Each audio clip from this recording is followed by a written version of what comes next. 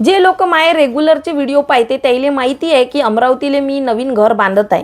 मी मनाच्या वाटणीचं माझ्या घरचा माणूसच बांधत आहे.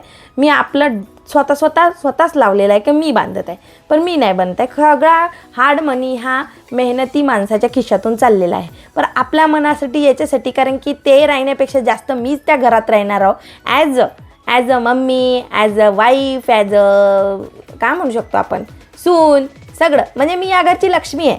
सगळंच करणार आहे मी या घरचं, झाडू पोछा, कपडे भांडे सगळंच. मग यावेळेस आमच्या सोबतीला पाहुणे पण होते.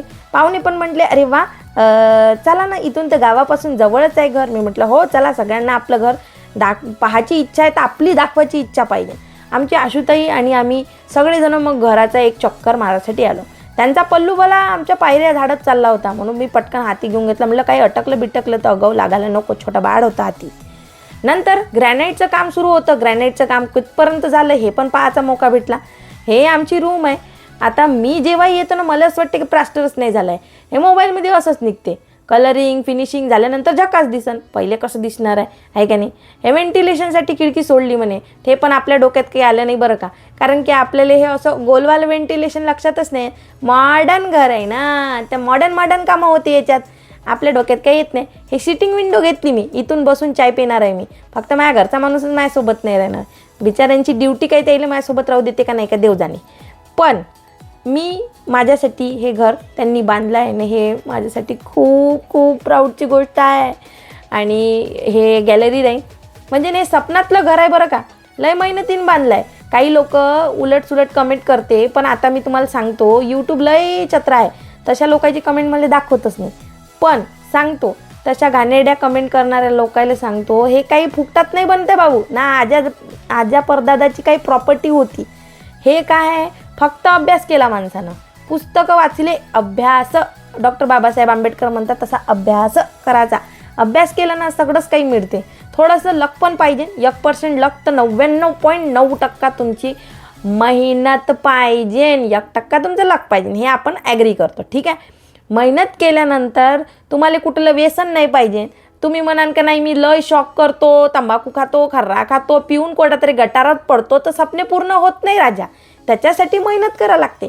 मेहनत केल्याशिवाय काय पर्याय नाही आहे. हे मेहनतीतून उभं राहिलं आहे. फुकटात काही हे उभं राहिलं ना. कोणी 4 पैसे आम्हाला दिले आहे का नाही बा, 4 पैसे आम्हाला दिला आणि हे आम्ही वास्तू बांध, हे आमच्याच मेहनतीच्या पैशाचं आहे. म्हणून कोणावर कोणतेही वाईट टीका टिप्पणी करण्याच्या पहिले 10 वेळा आपल्या गिरेबांमध्ये झाकायचं की आपली ऐपत तरी आहे का एक खोली बांधायची. नंतर दुसऱ्याला सांगायचं का कुठं काय घालायचं आहे म्हणून, नाही का. हे आमची किचन आहे, मोठी ओपन किचन आहे. इकडं आमच्या आईबाबाचं रूम आहे आणि हे आमचं काय म्हणतो ड्रॉइंग रूम, हॉल, आपल्या भाषेत हॉल आहे. हे खिडक्या आहे मोठ्या मोठ्या आणि खूप महाग आहे इथची प्रॉपर्टी.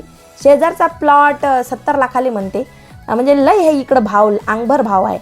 पण तुम्हाला सांगतो इलाका लय टॉपचा आहे. अमरावतीतला लय टॉपचा इलाका आहे. ह्या बऱ्यापैकी टॉपचा आहे.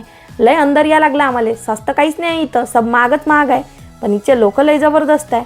आणि आमच्या घरच्या साहेबांना अमरावती लय आवडते, कारण की किरायाच्या रूममध्ये पाहिलेलं हे स्वप्न होय.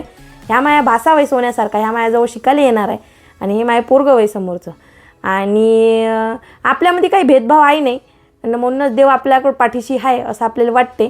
आणि प्रत्येक गोष्ट देवावर नाही सोडा लागत, आपल्याला आपले हातपाय मारा लागते. हे लक्षात ठेवा आपल्या आयुष्यामध्ये सगळेजण.